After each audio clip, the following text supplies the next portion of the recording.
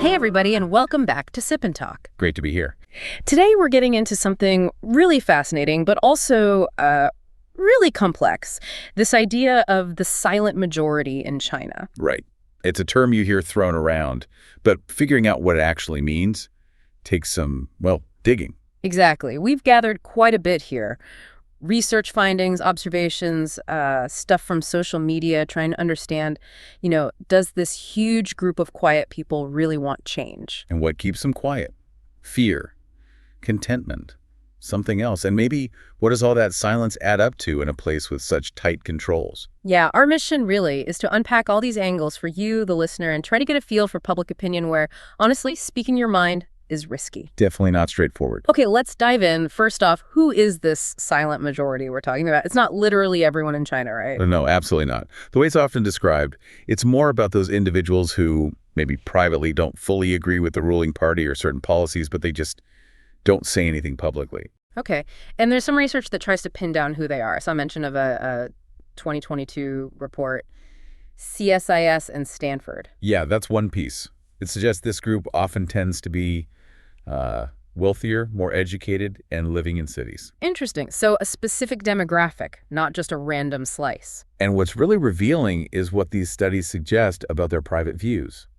They often seem to lean towards ideas like, a market economy, freer speech. Less nationalism, maybe? Things that don't quite match the official government lines. Exactly. Stuff that contrasts pretty sharply with the state narrative. Like maybe wanting less government meddling in their lives. Thinking back to the old birth policies. Or the economy, yeah. Maybe favoring real competition instead of state-owned companies always having the advantage. Right. These aren't small things. They point towards wanting more reform. They definitely show those inclinations, yeah. Yeah. But here's the tricky part, and where the analysis gets complex. Does wanting those things mean they actively want massive political change, like a whole new system? Yeah. Ah, okay.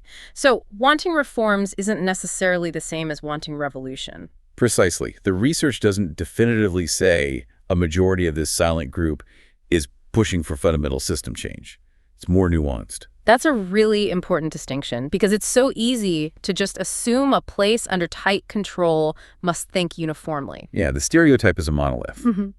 But the evidence really pushes back on that. China is definitely not a single block of thought. Even with all the censorship, we know it's intense. Using VPNs can get you in trouble. Media's controlled. For sure. It's heavy. But even so, you see signs of different perspectives. Like where? How does that come out? Well, anonymous online spaces are key.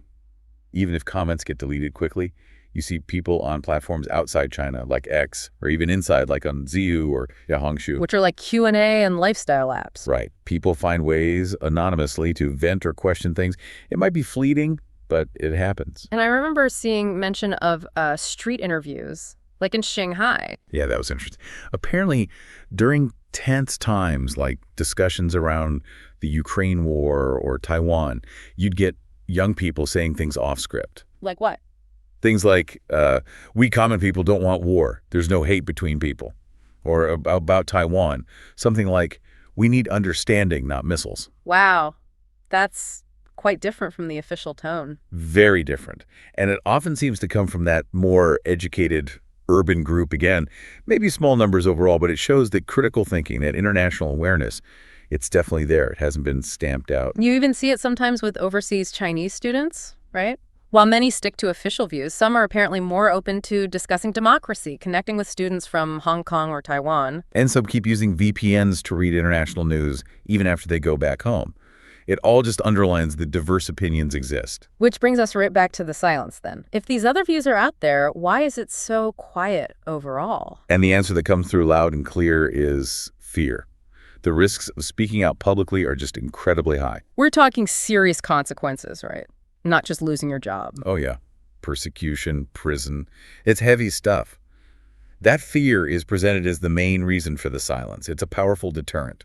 So is that silence a kind of quiet protest, like an inner resistance, or is it just surviving, a practical compromise? Looking at how it's analyzed, it leans much more towards compromise. The anonymous comments show the dissatisfaction is real. It's under the surface. But the public silence? That seems born out of calculating the risks. It's a strategy to navigate a dangerous environment. Survival tactic, basically. But then does that silence, even if it's just for survival, end up sort of supporting the system anyway by not challenging it? That's a really tough question raised in some analyses. Does long-term silence become a form of tacit acceptance?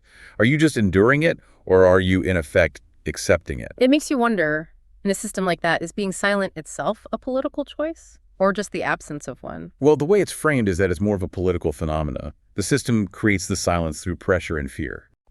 So the silence is a result of the system's power, not necessarily an individual making a political statement by being silent. Exactly. It reflects how effectively alternative views are suppressed. The silence is a symptom of the control. Okay, let's shift gears a bit. Let's imagine, what if things changed? What if, hypothetically, genuine free discussion was actually allowed? Would China see real change? That's the big what if, isn't it? Based on what we've discussed, it seems likely you'd see some kind of shift. Driven by those groups we mentioned, the educated urban ones leaning towards more liberal ideas. Probably. You'd expect them to become much more vocal, pushing for those market reforms, more freedoms they seem to desire privately.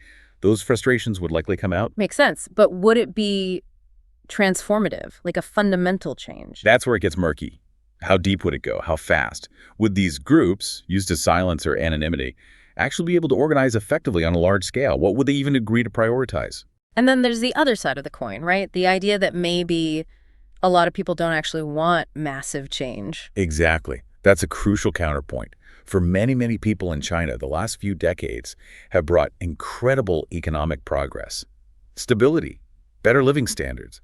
Those are huge. So the middle class, for instance, might look at the risks of pushing for big political changes. Like instability, chaos, maybe their economic gains disappearing. And they might decide it's just not worth it compared to the comfort they have now. It seems plausible, a sort of trade-off.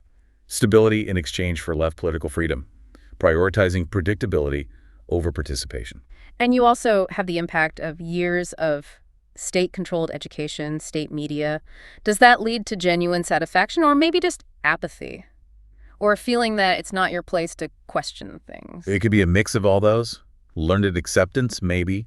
There was even that Harvard study sometimes mentioned that suggested surprisingly high levels of reported satisfaction. Now, how you measure that is another question, but... Right, so opening up discussion wouldn't automatically mean everyone suddenly demands democracy. Probably not. It would likely reveal a much more complex picture. You'd see the dissent, sure, but also maybe a large bloc prioritizing stability or just being politically disengaged. Okay, so pulling this all together, why is understanding this silent majority so important? Because it helps us, helps you see that public opinion in China is way more complicated than the headlines often suggest. It's not monolithic. And that helps make a really vital distinction, doesn't it, between the Chinese people and the ruling party, the CCP? Absolutely critical. Often the negative views of China internationally stem from the CCP's actions, human rights abuses, censorship, assertive foreign policy. Those are systemic issues tied to the party's control. So ideally, international criticism or strategy should target the regime, the system, not the people caught within it. That's the ideal, yes. But it's acknowledged that it gets really tricky in practice. When the government acts, and much of the population is silent, well, it blurs the lines from an outside perspective, doesn't it? Yeah, I can see that. So wrapping up, why does this matter to you listening right now? Because getting this nuance gives you a much more sophisticated understanding of a country that plays a huge role in the world. It moves you beyond simple stereotypes. And it helps you grasp the reality for individuals living under that kind of system. Yeah. The pressures, the choices. Exactly. It highlights these really universal tensions, just maybe dialed up to 11. Freedom versus security, desire versus action, your own conscience versus what the state demands. And any future changes in China, they're going to depend on so many things, right? Government decisions, the economy, global pressures. And absolutely, the views and actions or the continued silence of the Chinese people themselves, especially younger generations who've grown up in a more connected world, even with controls. It's all interconnected. It's a dynamic situation, constantly shifting. Under immense pressure. So we've taken our deep dive today into this idea of China's silent majority. We've looked at whether they really want change, the powerful reasons for their silence, and what that silence might mean. And we've seen it's far from simple. There are threads of hidden disagreement, rational voices, but also real economic satisfaction, and overlaying it all, a palpable sense of fear. Which leaves us with a final thought for you to chew on. If a system has to rely so much on keeping people quiet, if that silence holds both survival strategies and potential discontent, what does that really say about the system's underlying stability? It makes you wonder, doesn't it? What pressures might be building just beneath that quiet surface. Well, folks, that's all the deep diving we have time for today. Hope you found that useful. Yeah, definitely a complex picture. If you did find it interesting, please make sure you hit that subscribe button for the Sip and Talk podcast. Keep up with our dives. We appreciate you tuning in. And hey, while you're at it, why not pop over and check out our good buddy Mickey's YouTube channel? Give him some love. You know you want to. Always good stuff over there. Thanks for listening, everyone. See you next time.